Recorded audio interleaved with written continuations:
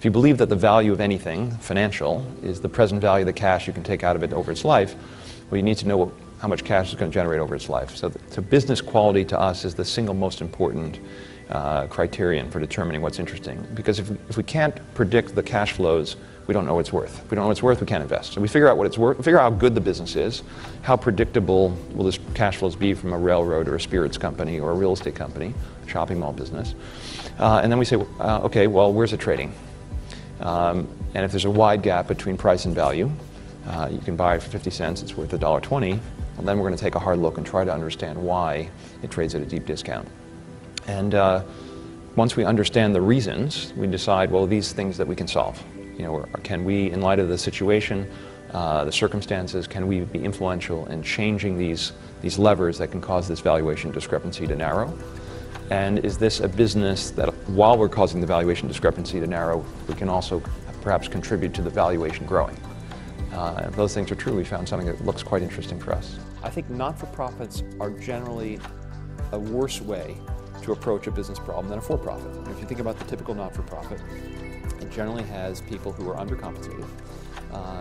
They don't have a profit motive, so it's actually in many cases it's difficult to define success, to judge the progress of the business. The boards of directors tend to be less attentive. They tend to be too big. They tend to not pay as much attention. There tend to be a lot of other companies in the same sector pursuing the same areas, but there's no M&A activity. So it's not a, the typical not-for-profit is a dysfunctional business. Most businesses, you can create more value staying as public companies than you can by taking them private. I think businesses should only be taken private if they've reached the end of their strategic life, meaning that they've grown as far as they can grow and there's no more value that can be created as an independent company, and then it should be combined with some other business. But if you think about what private equity does, they make changes to management, they make changes to strategy, cost structure, capital structure. All of these things are available in the public markets. In fact, I think it's a failure when a company sells itself to private equity. It means that the company itself, the management, the board, and its shareholders couldn't figure out how to create the value on their own.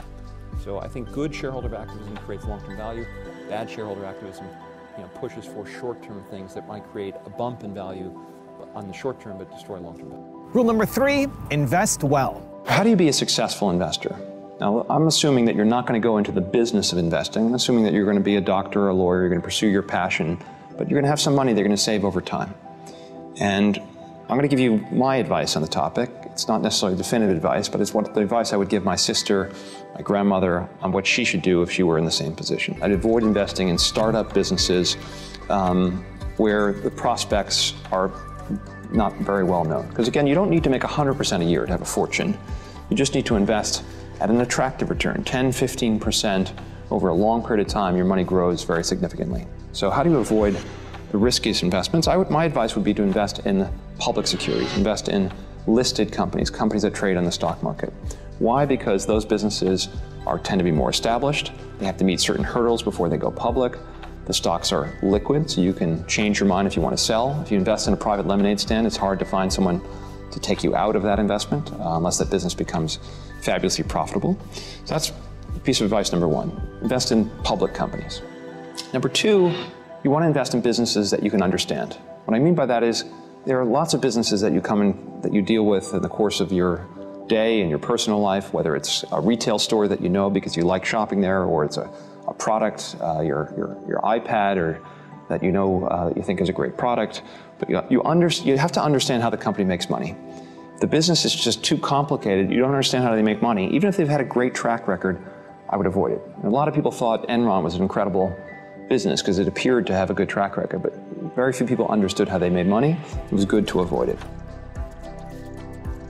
Another very important criteria is you want to invest at a reasonable price. It could be a fabulous business that's done very well over a long period of time, but if you pay too much for it, you're not going to earn a very good return. The last bit is that you want to invest in a business that you could theoretically own forever. If the stock market were to close for 10 years, you wouldn't be unhappy. What do I mean by that? Now again, if you're going to compound your money at a 10 or 15% return over a 43-year period of time, you really want a business that you can own forever. You don't want to constantly have to be shifting from one business to the next. And what are businesses that you can own forever? Well, there are very few that sort of meet that standard.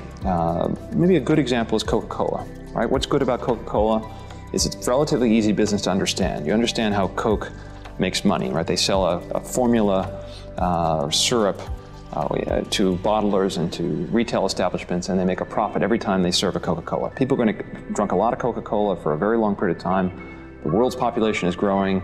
They sell in almost every country in the world. And each year people drink a little bit more Coca-Cola. So it's a pretty easy business to understand. And it's also a business that I think is unlikely to be competed away as a result of technology or some other new product, right? It's been around long enough. People have grown used to the taste. Parents give it to their children, and you can expect that it'll be around a long period of time.